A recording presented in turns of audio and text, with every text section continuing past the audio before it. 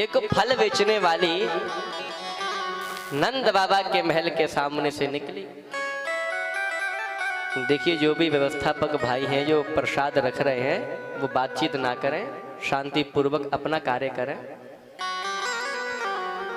बोलिए वृंदावन बिहारी लाल की जय हो।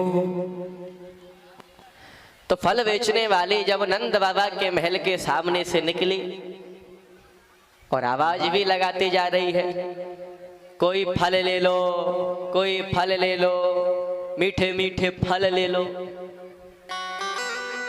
किसी ने आवाज नहीं सुनी, लेकिन महलों के भीतर से भी मेरे नटखट कन्हैया ने फल बेचने वाली की आवाज को सुन लिया। और बालकृष्ण उस फल बेचने वाली की आवाज को जब सुनते हैं तो क्या किया, हाथ में धान लेकर के दौड़ पड़े। क्योंकि पहले कोई कुछ बेचने आता था तो अनाज के माध्यम से पहले लिया जाता था। मुद्राएं भी अलग चलती थी और धान के द्वारा भी ले सकते थे, चावल के द्वारा, बाजरा, गेहूं इत्यादि। तो कन्हैया भी अपने हाथों में धान लेकर के दौड़ पड़े। पर छोटे से तो कन्हैया है, अब छोटा बालक तो ठुमक ठुमक करके चलता है। ठुमक चलत बाल कृष्ण बाजत पेंजनिया।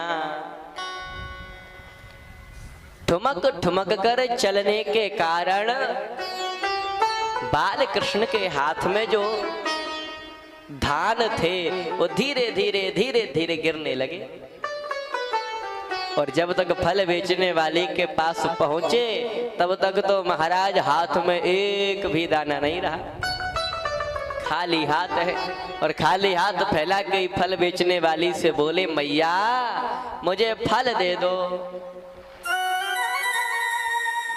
आज तो महाराज वो फल बेचने वाली जैसे ही बाल कृष्ण के उस स्वरूप को देखती है तो आश्चर्य में पड़ गई। हाय रे दैया, ऐसा चांद सा मुखड़ा तो मैंने आज तक नहीं देखा। अब तो फल बेचने वाली ये भूल गई कि मैं एक फल बेचने वाली हूं, बल्कि एक टक नजर से वो फल बेचने वाली गोविंद की सूरत को निहार रही है। वो तो ध्यान में चली गई, उसे कोई होश नहीं है क्या चल रहा है।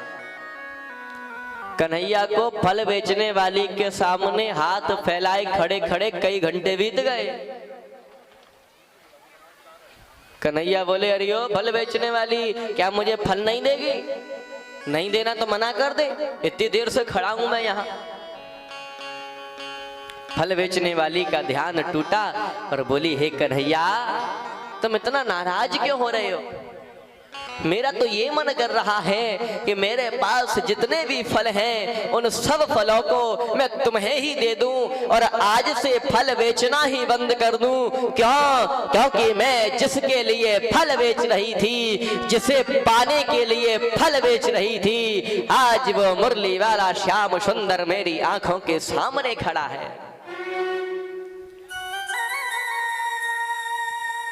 लेकिन हे लाला, तू कोई डलिया, टोकरी, कोई बर्तन, पात्र तो लाया ही नहीं जिसमें इन फलों को रख करके मैं तुझे दे सकूं। कन्हैया बोले, मैया चिंता क्यों कर रही हो?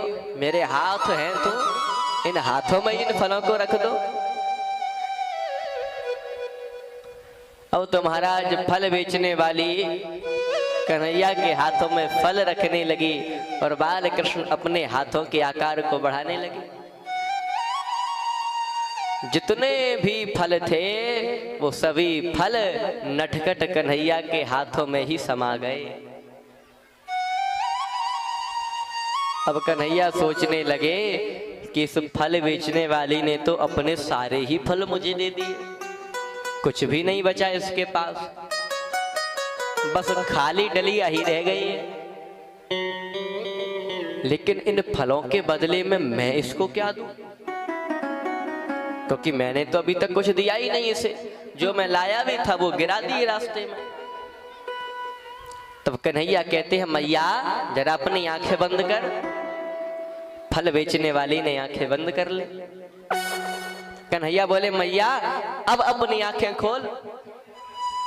आज जैसे ही फल बेचने वाली ने अपनी आंखें खोली तो गजब हो गया।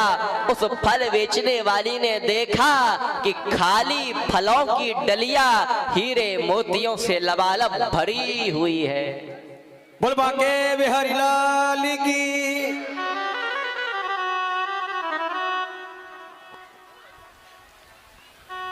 आज फल बेचने वाली ने वो हीरे मोतियों से भरी हुई डलिया ली और चौराहे पर फेंक दी।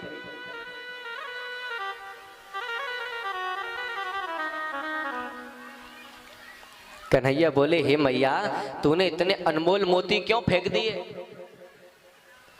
कन्हैया से मैया ने कहा, उस फल बेचने वाली ने कहा, हे लाला मेरा अनमोल हीरा तो तू है, मेरा सच्चा हीरा तो तू है। और आज तुझे देखने के बाद इन हीरे मोतियों को देखने का मेरा मन ही नहीं कर रहा।